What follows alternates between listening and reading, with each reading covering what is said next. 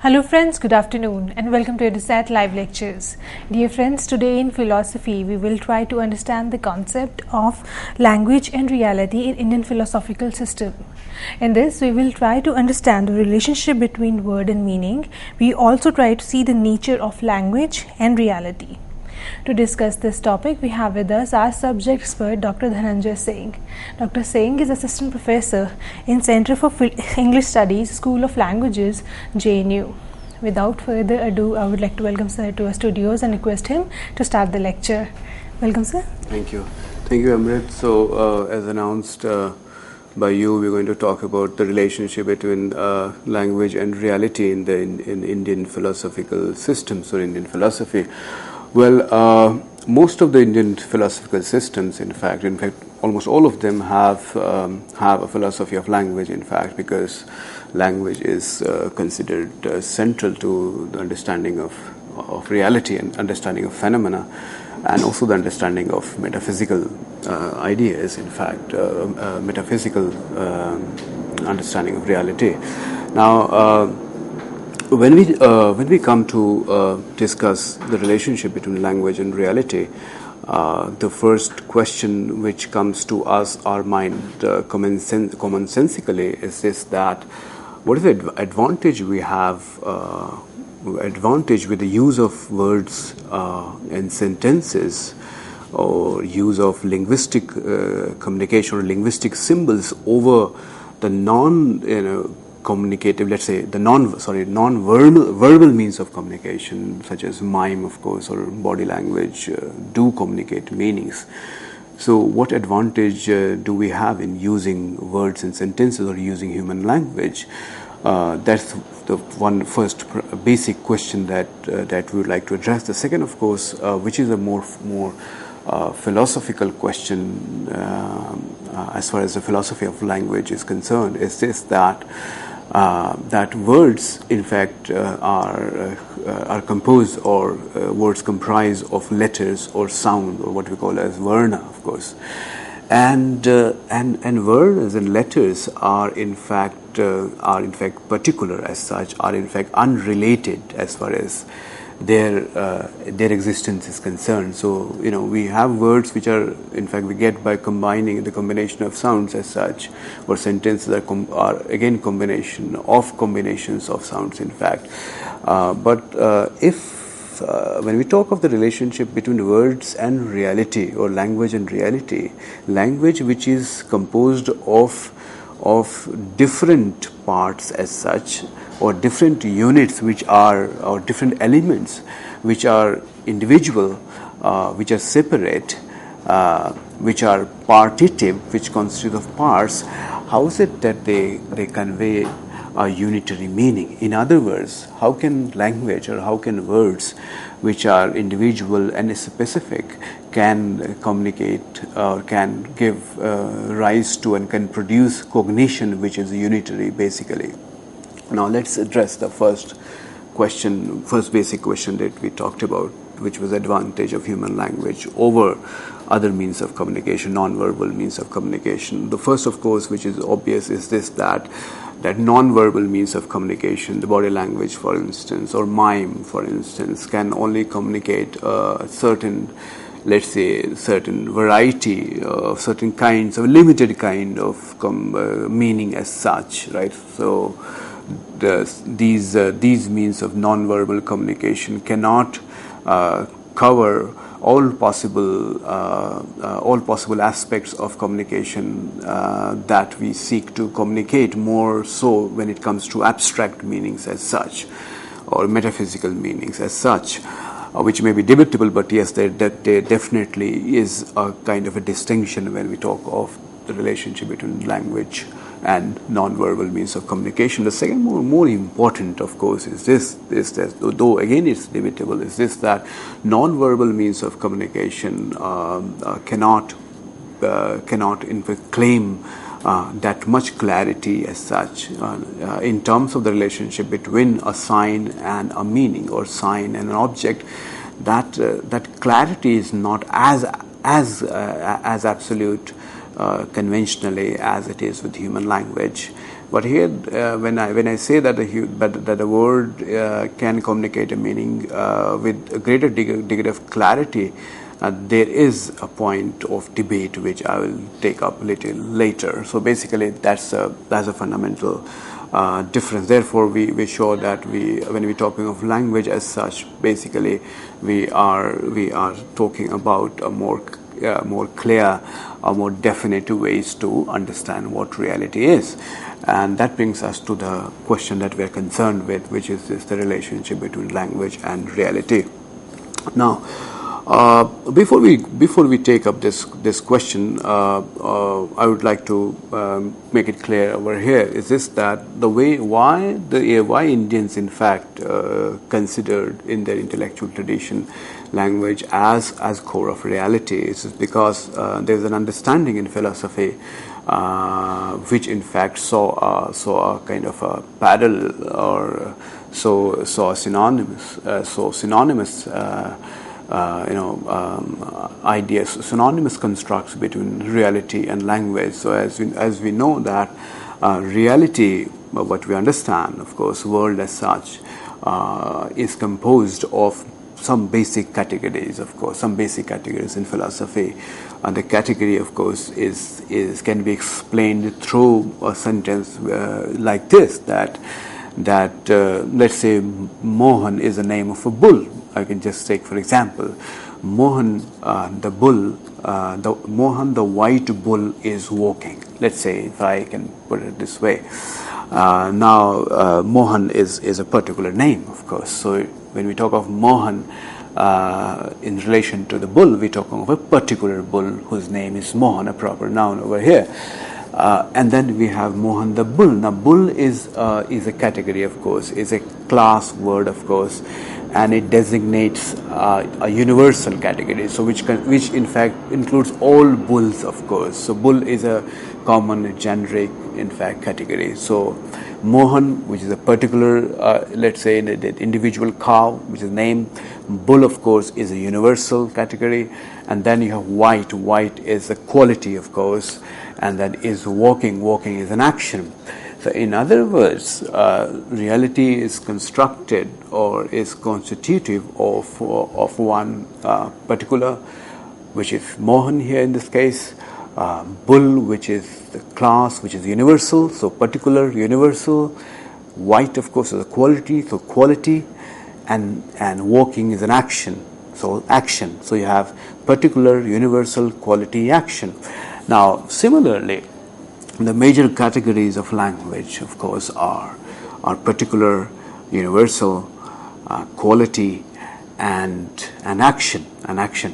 There are other notions as well. The notion of time is very important, of course, but these are related, of course. It can come under the broader category of, or the associative category of action over here.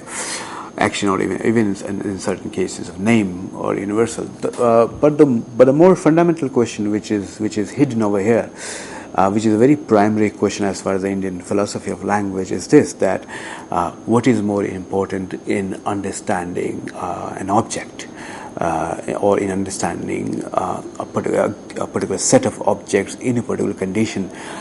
Is the universal primary or primarily important, or the particular?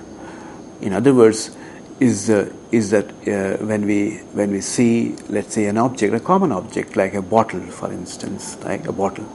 Now, a bottle will have a particular form.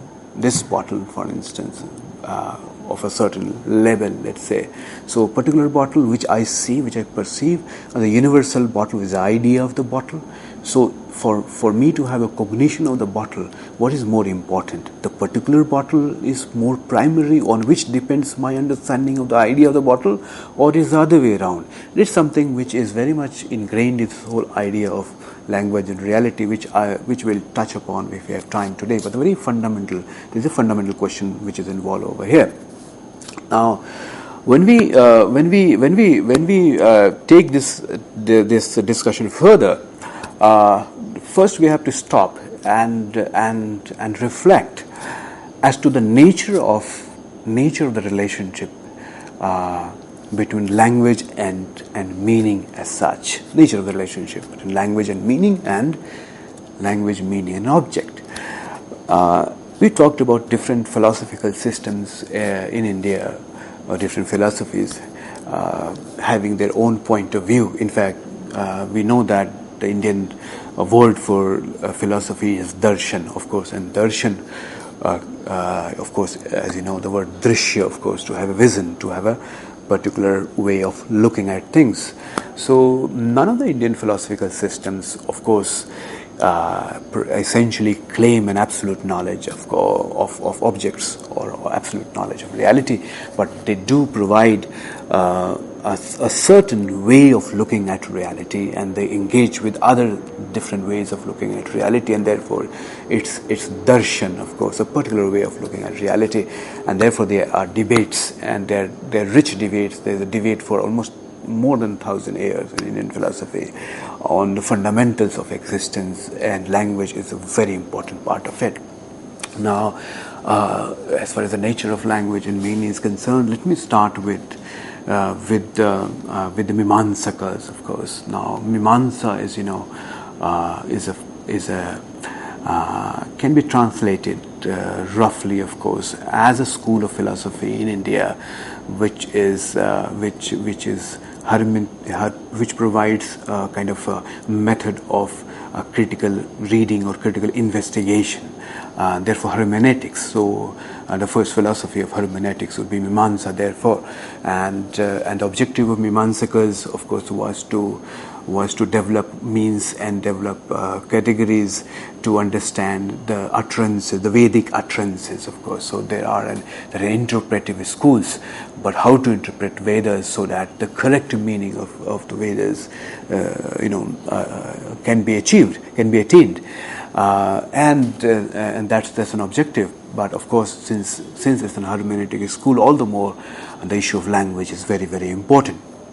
Now, Mimamsakas propose a very interesting philosophy of language here, which would be very, I hope it would be very interesting for people who are interested in the larger question of discourse as such. And this the whole question that when I, as a speaker, utter a discourse, do I create a discourse, or I simply manifest an already existing discourse?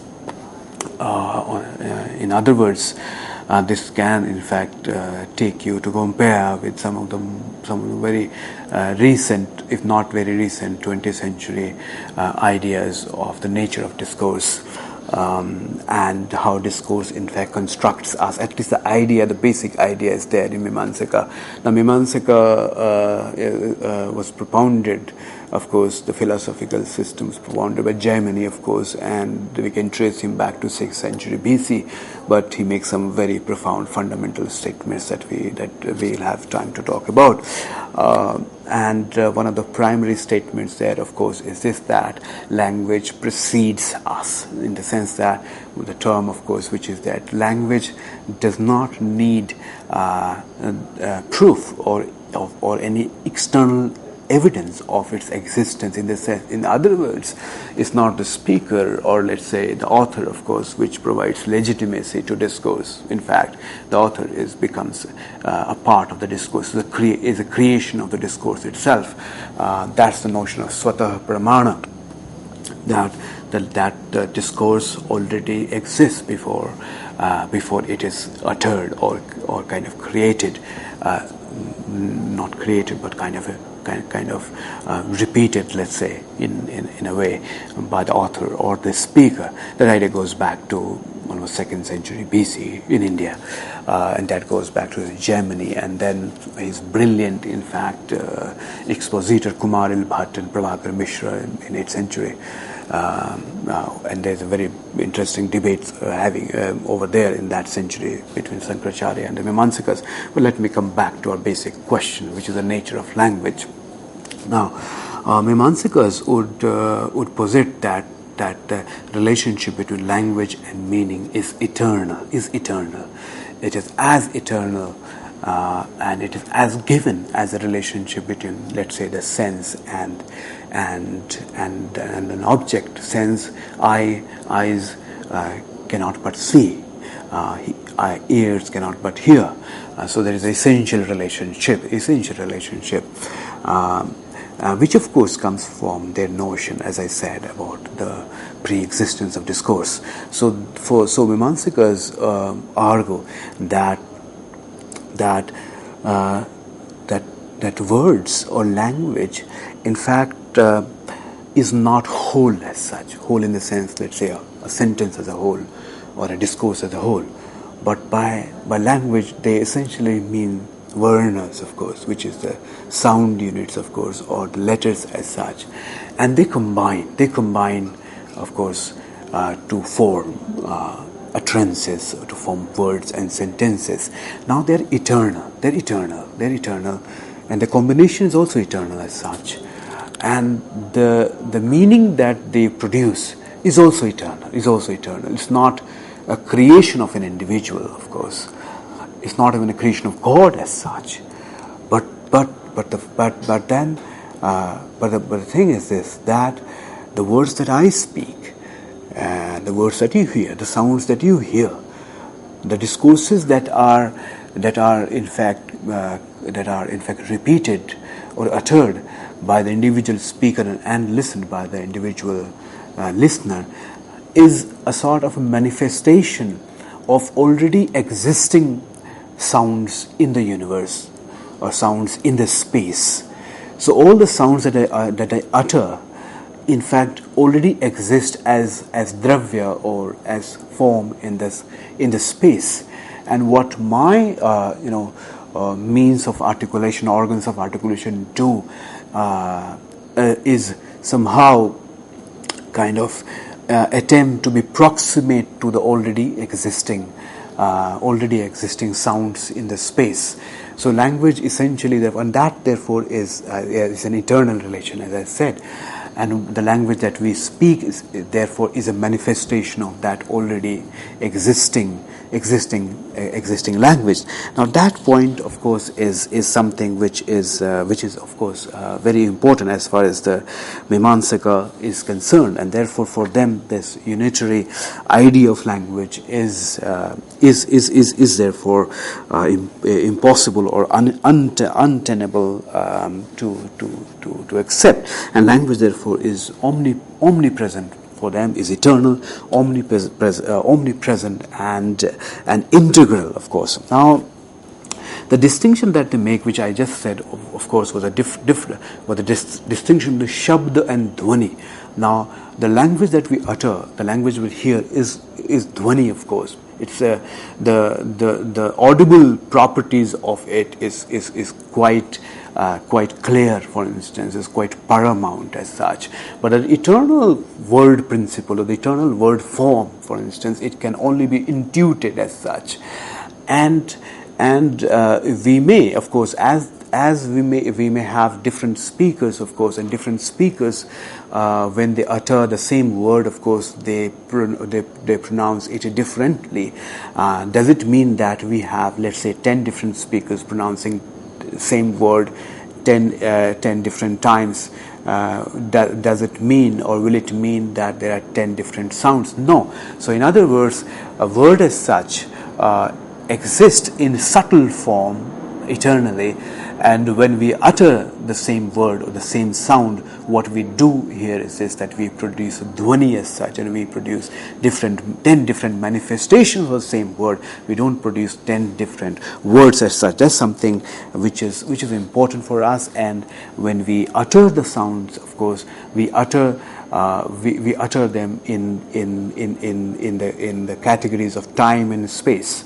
So when we write on a piece of paper, what we're producing, of course, we're producing a spatial structure. So the same sound, which is eternal, omnipresent, subtle, of course, in the space, is kind of manifest when we start writing it, and its manifestation is a spatial manifestation over here when we write. But the moment we utter, the moment we read the same writing, what we experience is a temporal manifestation. Of course, the reading is a temporal manifestation. Now that is something which happens when there is a manifestation of an already existing discourse or already existing sounds in the space. Now the point which is therefore important for us to remember over here, going from the idea of the universal sounds, of course, to the particular utterance of it, is this that it is challenged by a different school of philosophy, which is Nyaya, and an associated school of philosophy, which is Vaisheshika. Therefore, we call it Nyaya Vaisheshika. It can also be traced back to second century BC, of course. And the greatest philosopher, the first philosopher, major philosopher in Nyaya school is Gautama. Of course, Gautama is again 6th century to 2nd century, roughly that point. The issue of date of authorship is extremely difficult in the Indian tradition, not because the authors could not have named it, but it's a fairly different tradition, of course, where what is most important is the history of ideas as such is more important than the history of personal biographical accounts. Therefore, it's the reason why there's a great issue with exactly putting dates for philosophers in India or thinkers in India, because they are not conscious of their biography, of their autobiography. They're not autobiographical people. In fact, all that is important for them in this tradition is the ideas that have preceded them and the ideas that they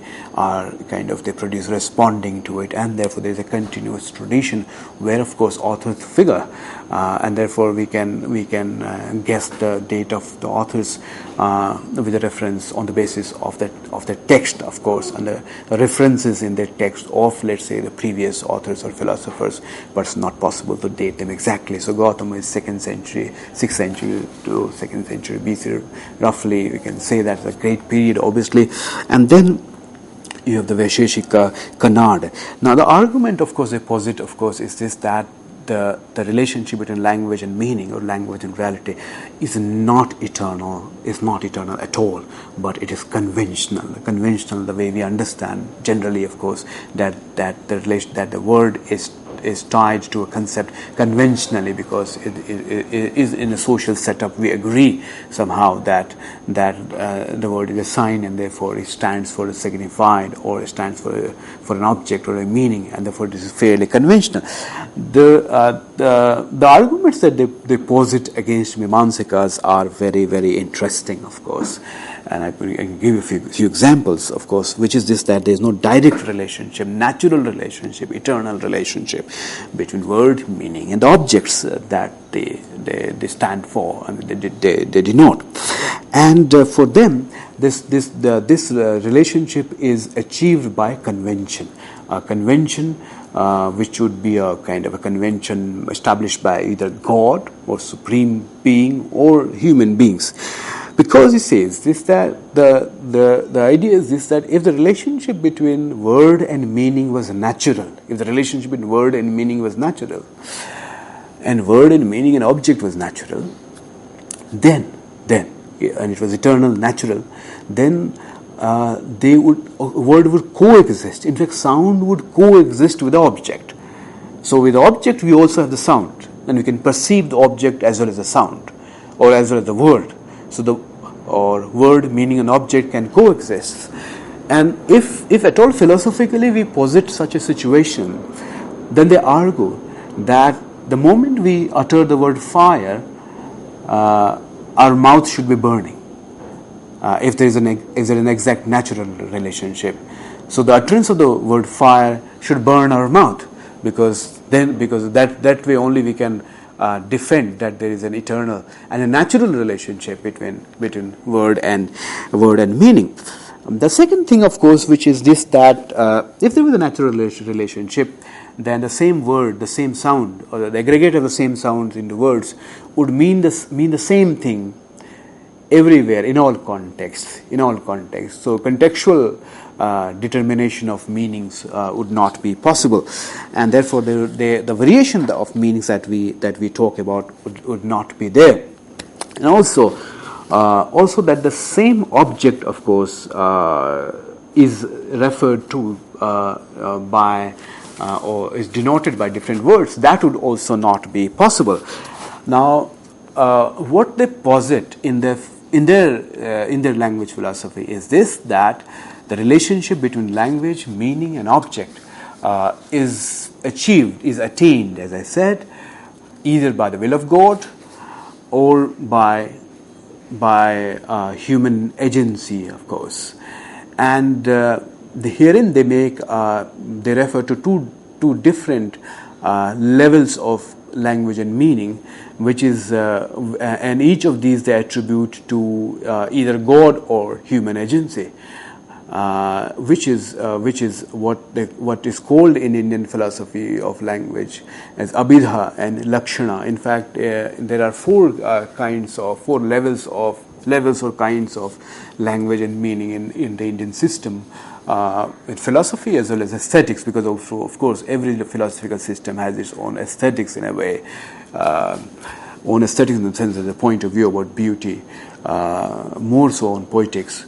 Then, of course, of perceptual beauty. As far as the theory is concerned, there are four levels of meaning or kinds of meaning in the Indian tradition. Abhidha, of course, which is the primary meaning, which is the basic meaning, which is the conventional meaning. We're talking about the primary meaning, the first meaning of a word. Then you have lakshana, which is the figurative meaning of a word, of course, or a sentence. A figurative or metaphorical meaning of a sentence.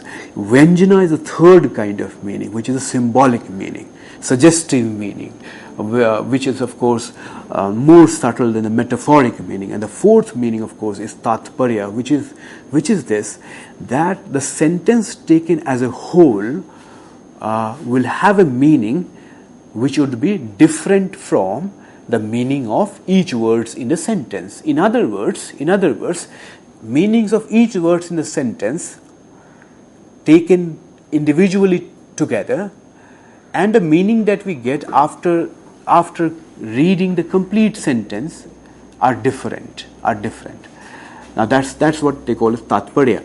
Now nyaya, of course, make a point saying that abhidha, or the primary meaning, the first meaning of a word, is established by the will of God.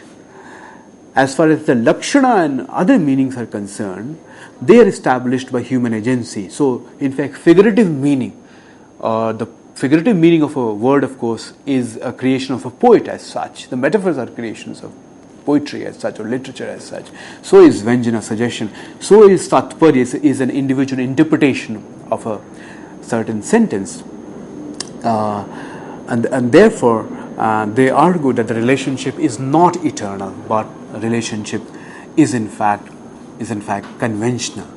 And then we come to another school of philosophy where we're going to discuss the idea of language and being. Yeah.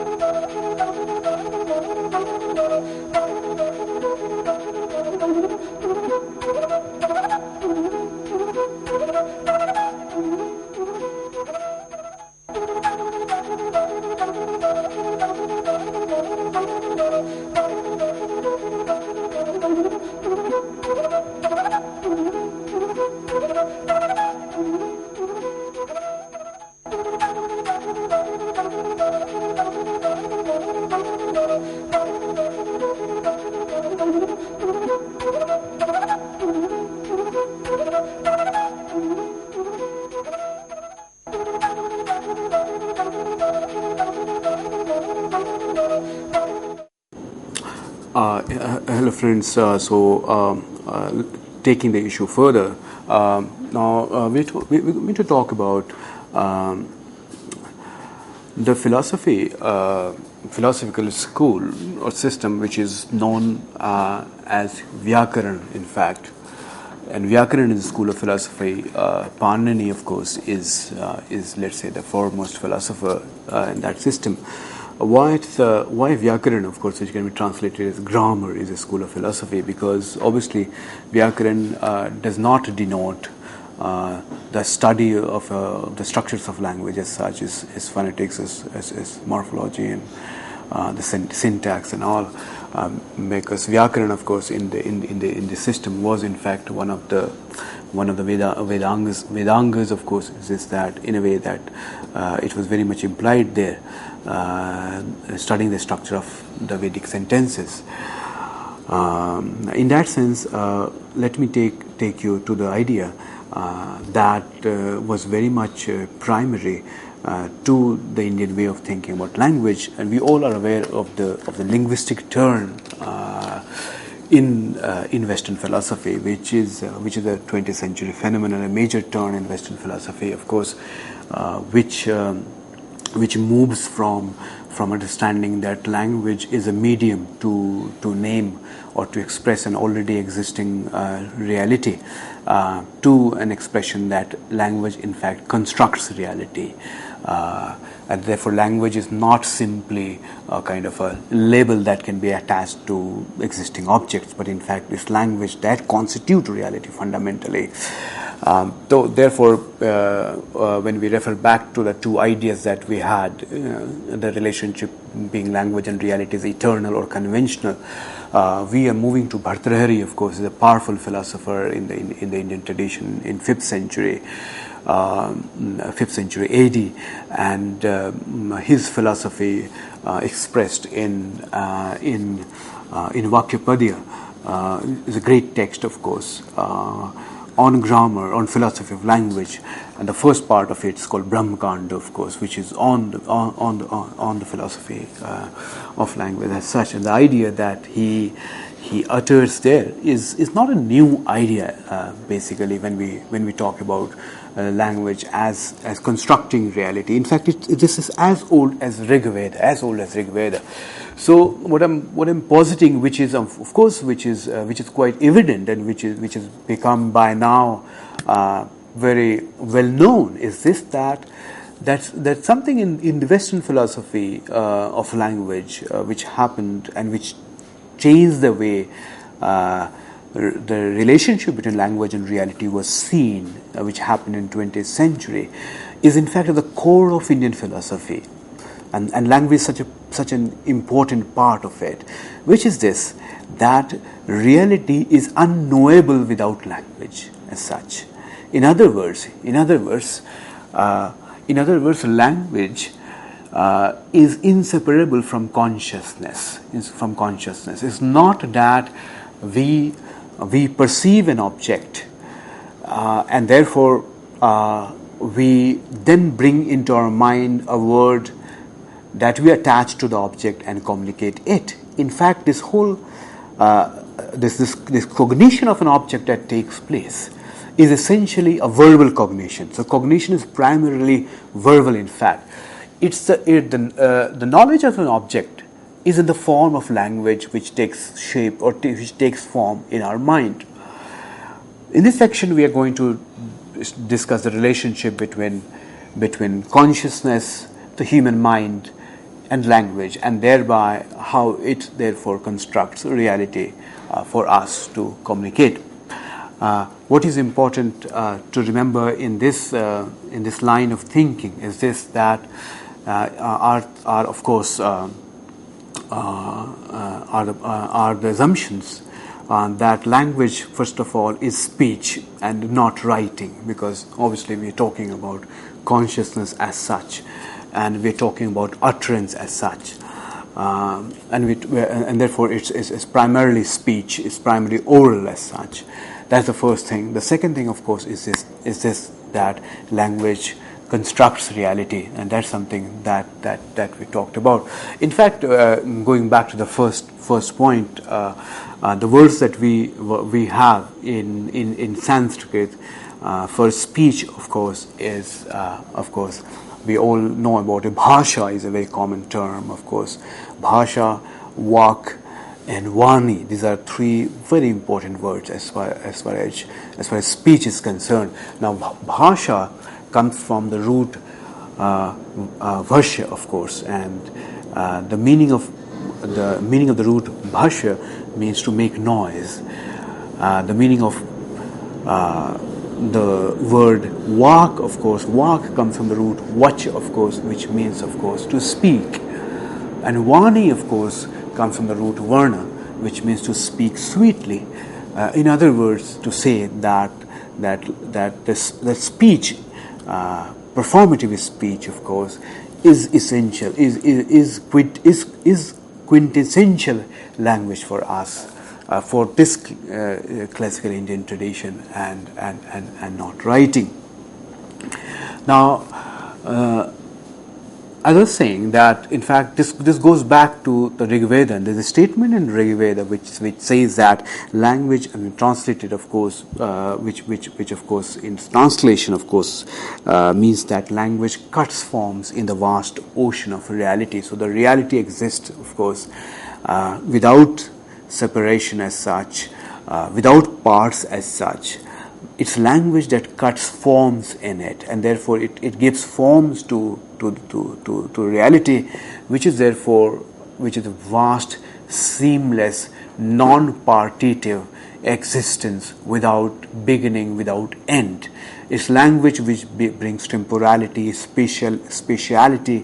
It's language which creates forms as such in reality. So in other words, it's language that constructs reality. And as Bhartrhari, of course, says in his Vakyapadya, which is this: there is no knowledge in this world which is graspable without words, hence all knowledge appears as coexistent with words. In fact, in one of his Karikas, which is Karika 13, he would say that the word, that the object exists not because it exists, but because there is a suitable word that arises in my mind, and that word arises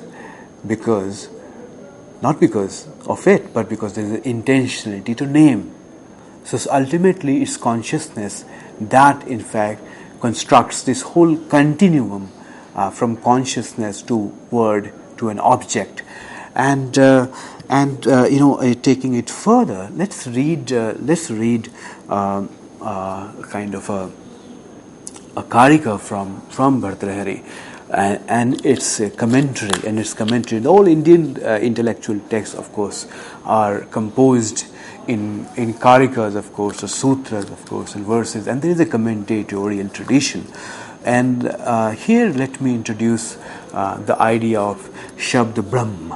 And there are some key words for us to remember here to understand how language and reality in this philosophical system of Bhartrhari is so inseparable. We'll come across the word Shabd Brahma here, Dhvani and Sphota. These are the key categories for us to discuss. Now, the beginning of Bhartrhari's Vakyapadya, the first karika, of course, reads like this in translation, which is this: that the Brahman, so the Brahma, of course, which is the ultimate reality as far as Advaita is concerned, and therefore Bhartrhari's philosophy is also called Shabda Advaita, in fact, or Shabda Brahma, of course. The Brahman, who is without beginning or end, whose very essence is a word, who is the cause of the manifested phonemes, who appears as objects from whom the creation of the world proceeds. In other words, is Shabda Brahman, the ultimate word principle, which is a speech consciousness, absolute consciousness, not the individual consciousness, the consciousness of me and you, but an absolute consciousness, which is Shabda Brahma, in fact, which is Shabda Advaita. it manifests in form of phonemes, of course. Phonemes are again eternal. If you remember in Mimamsaka we talked about it. And it is these phonemes that manifest as objects. In other words, the reality is undifferentiated if we don't have language. And where does the reality originate in Shabd Advaita philosophy, or this Indian philosophical system of Shabd Advaita? The whole reality, the differentiated reality, the reality that is made up of differences between objects as such, the phenomenal reality.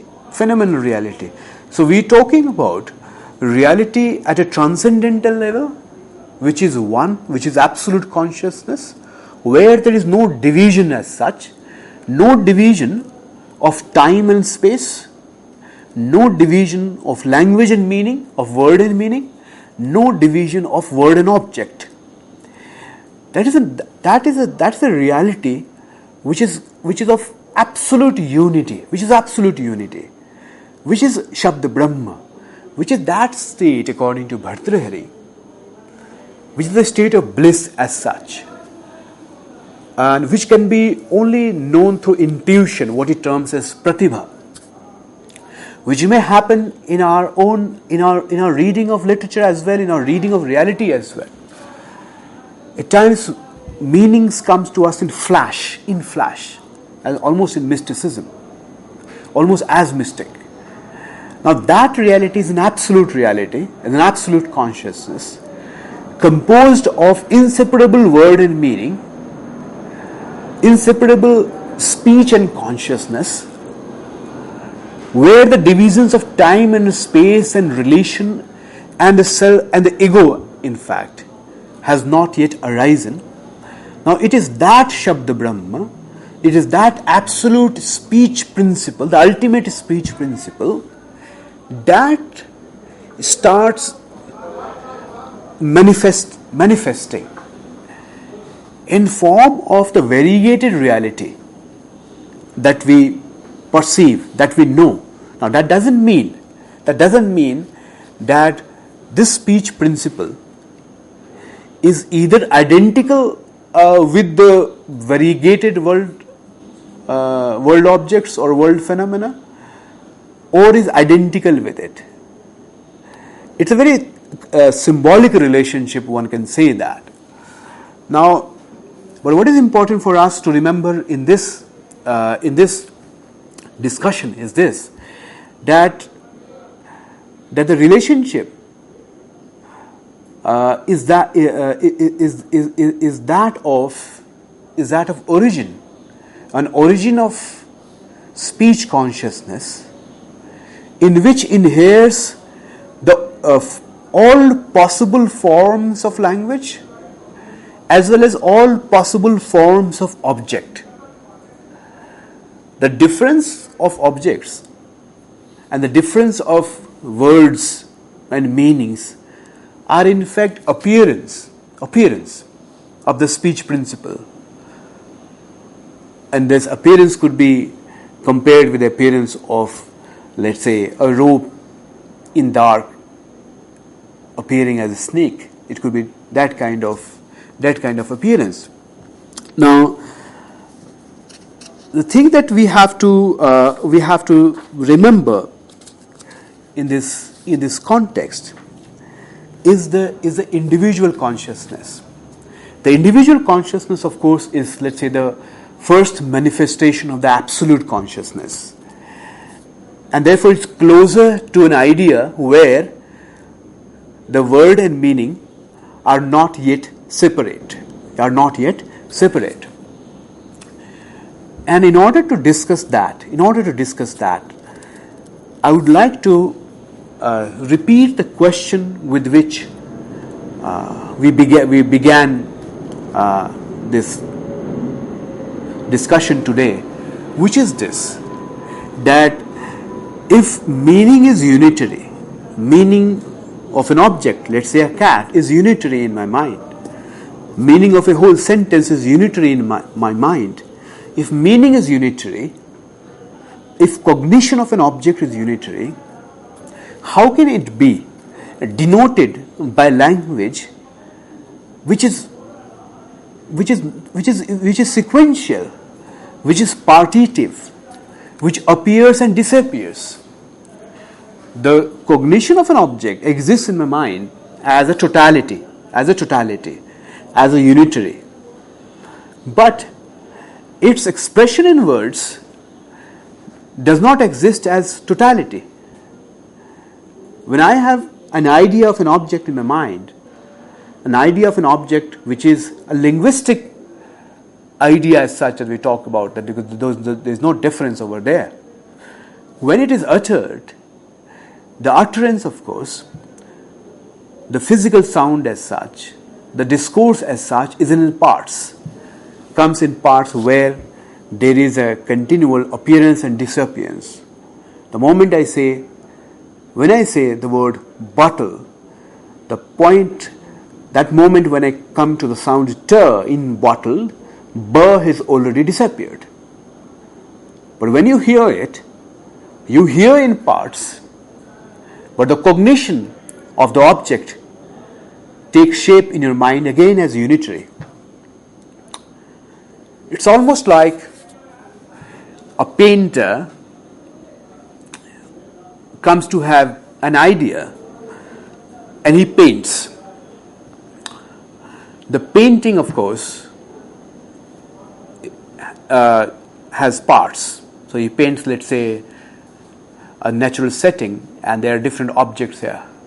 But the idea of that scene was a unitary idea. It appears in the painting in parts, and when it is cognized, when it is perceived and appreciated by the onlooker, by the viewer, it's again unitary. The same process happens in language and cognition. Now, to answer this question, this is a fundamental question for this Indian philosopher called Bhartrhari from 5th century. To answer this, he posits various categories and various categorical distinction. The primary distinction that he posits is between sphota and dhvani, which in fact would become a very important category in aesthetics later on. What he means is this, that the relationship between language and meaning, and here we're talking about a phenomenal language, the uttered language. When I talk of the relationship between language and meaning here, let me repeat, I am assuming language and meaning at two levels. I am assuming language and meaning at the metaphysical level, at the transcendental level, at the level of Shabda Brahma, and also at the mental level, where there is inseparability of language and meaning. Language and meaning are one, not even like two sides of a coin as such, but inseparable, indivisible as such, non-partitive. When I am talking of language and meaning at a phenomenal level, I am talking of language and meaning as separated. Bhartrhari would posit that there is a psychological process, and there is a certain temporality of consciousness, from consciousness to perception, where this division takes place. And this division is gradual.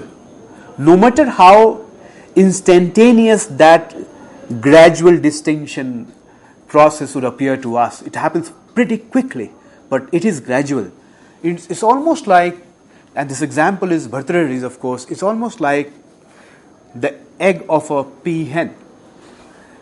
And Bhartrhari says that the two levels of language and meaning is comparable to the egg, which is all unitary, which is all one. But when the moments of when hatching starts to take place, you have parts developing inside that one unitary, and then you have the complete body, of course, before the egg breaks and after the egg breaks, of course, it manifests as different parts. The same thing happens when we start with language at the level of consciousness, at the transcendental level, where it is Shabda Brahma, to the level of Dhvani, where you have sounds, in fact, sounds that are all differentiated, but sounds again that evoke Shabda Brahma or evoke Sphota. In other words, sounds again which are separate but evoke meaning. Therefore, it is very difficult for an Indian philosopher to define what Shabda is, at a phenomenal level. Therefore, Patanjali in his Mahabhashya, and again I have to tell you in translation, says that which, when he is defining Shabda, that which when uttered brings to the cognition an object with different parts, is Shabda. In other words, Shabda or word, even in its most basic use and most basic property, I'm not talking of poetry here, I'm not talking of metaphor here, but word, even its most basic property, basic nature, is a symbol. It's a symbol. It evokes meaning, of course, meanings which are mental, meanings which are transcendental to it. And therefore, at the phenomenal level, at the level of phenomena, where I'm uttering series of sentences, or a sentence, or a word, each having parts, and the listener, you who are hearing me, words and sentences in parts, in fact, this dhvani that he says, this vakrit dhvani, this dhvani is but symbol, is symbol to evoke meaning which is sphota. And the example, of course, is a commonsensical example, is this, that the same moon in the village, in different water bodies, has reflection. If a boy or a girl or anybody throws a stone in a pond or a lake, one may see the moon shivering or shaking. But does the moon actually shake or shiver? The idea is this, that dhvani, the phenomenal manifestation of language, does not have meaning intrinsic in it, but it only manifests meaning which is mental, which is sphota. But it is essential for the cognition of meaning, because without it, without dhvani, it would be impossible for us to have the cognition of meaning which is mental. What he means by sphota, Bhartrahari, is this, that when we utter a word or a sentence, let's say, which comes in series, the last word, the last sound, in fact, the last sound, when we utter that moment, has traces of the sounds that have been uttered before. It recollects all the traces, all those traces which have disappeared, and at the last moment of utterance of that particular sound, the meaning bursts forth. Therefore, it's called sphota. So the meaning bursts forth and evokes the connotation which is mental. And sphota, therefore, is a mental image or is a meaning which inheres in the mind. At its most subtle level, there is no difference between it and the word. It and the word. By the word, of course, I don't mean the word that I'm uttering right now, but word in general as such, sounds as such. Sounds, of course, which are inseparable from that meaning, without which the meaning will not exist. That's an ideal word. Every time somebody utters a word and I don't see that person, and you don't see that person, but he's standing outside your room, you can identify that person if you know him. If there are 1,000 speakers, if there are million speakers, each one would give his own identity to the word, and therefore it will have a difference. But that eternal word, which is the most subtle word, which is one with meaning in the mind, in fact finds manifestation in the physical space through certain physical properties that I give to it. That is what is dhvani. And dhvani in fact manifests the sphota in my mind. And the sphota in fact is the most, you can say, subtle manifestation of Shabda Brahma, which is an absolute principle, which is not my individual sphota, but an absolute word principle. Thank you. Dear friends, on that note, we would like to thank Dr. Singh for coming to our show and delivering this wonderful lecture. And thank you, dear friends, for watching our show. Stay tuned and keep watching. Thank you.